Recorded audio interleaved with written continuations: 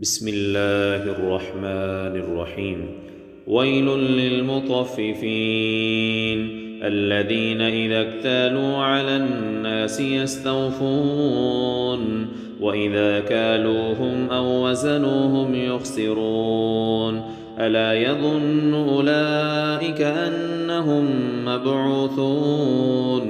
ليوم عظيم يوم يقوم الناس لرب العالمين كلا إن كتاب الفجار لفي سجين وما أدراك ما سجين كتاب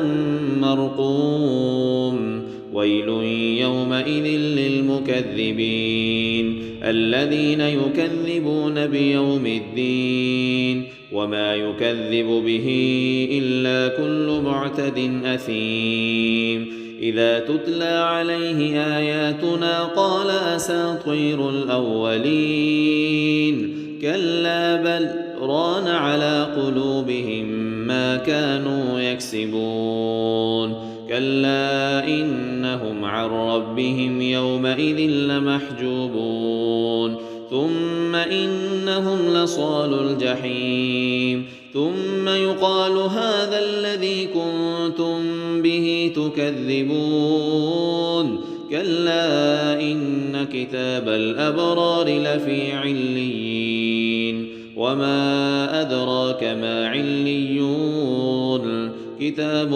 مرقوم يشهده المقربون إن الأبرار لفي نعيم على الأرائك ينظرون تعرف في وجوههم نضرة النعيم يسقون من رحيق مختوم ختامه مسك وفي ذلك فليتنافس المتنافسون ومزاجه من تسنيم عينا يشرب بها المقربون إن الذين أجرموا كانوا من الذين آمنوا يضحكون وإذا مروا بهم يتغامزون وإذا انقلبوا إلى أهلهم